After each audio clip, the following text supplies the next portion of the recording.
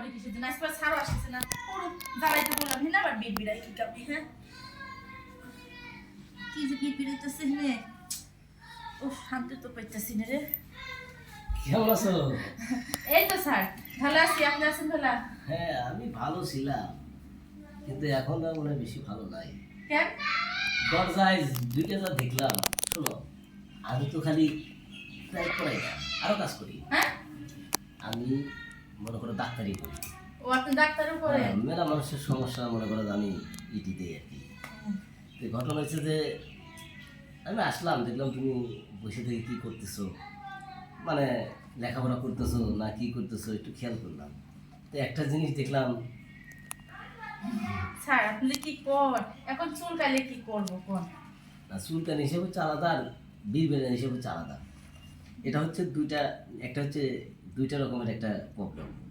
একটা জিনিস শোনো, তোমার তো বয়স হয়েছে কিন্তু আসলে তো ওইটা পাও না। এটার কারণে এক সময় ছেলেদের অন্যরকম আর মেয়েদের অন্যরকম, ঠিক আছে? তো আসলে তোমার তো কি বিষয়টা বিড়বিড় করতেছে এটা তো তুমি বুঝবা না, ঠিক আছে?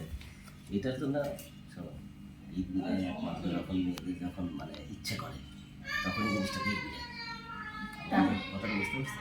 আচ্ছা শোনো, একটা সত্যি কথা বলো, তোমার মন চায় না যে একটা পুরুষ আমাকে আসুক, আমার সাথে এনজয় করুক?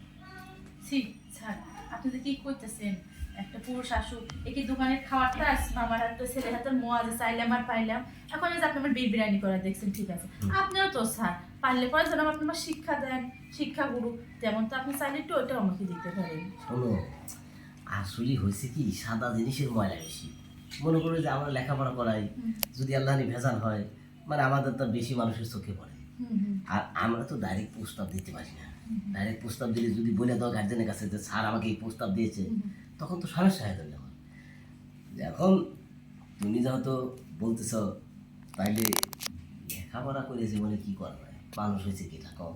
তারপরও স্যার লেখাপড়া চলতে গেলে বা সবকিছু প্রয়োজন আমি তো লেখাপড়া করতে আইছি বইটা হাতে করে মানুষ কিন্তু জানে যে পড়তেই যাচ্ছে কিন্তু আসলে এখানে যে কি হচ্ছে এটা কি কেউ বুঝবি সেটাই, লেখাপড়া করে যে গাড়ি ঘোড়ায় চলে সে আর বেশি গাড়ি চললে এবার মাথা ঘোরে, আর সে গাড়ি ঘোড়া না চলাই ভালো।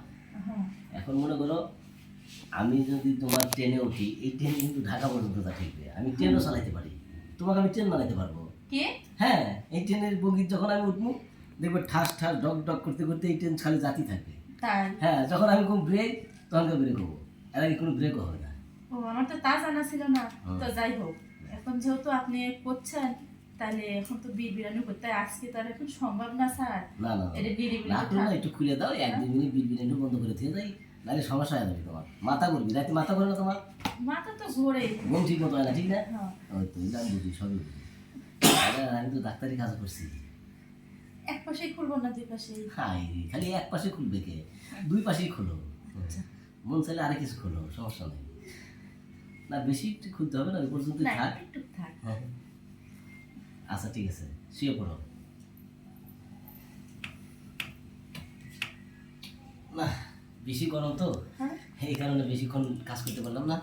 আজকের পরে আমি এখন আসি, গানটা ভেঙে গেছে। ঠিক আছে আপনি যান তাও কিন্তু আপনি যাই বলে আপনি লেখাপড়ার পাশাপাশি কিন্তু বিরিয়ানিটাও ভালো থামাইতে পারেন থামছে না?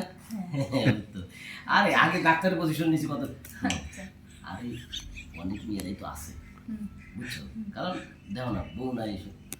তবে আমি আচ্ছা ঠিক আছে, এত কথা আচ্ছা আসি। হ্যাঁ হ্যাঁ কালকে টাইম মতো চলে এসো, আচ্ছা আর পারলে ঠোঁটে একটা লিপস্টিক নিয়ে এসো, আর চোখে একটু আইলাইনার দিও, ভালো হবে।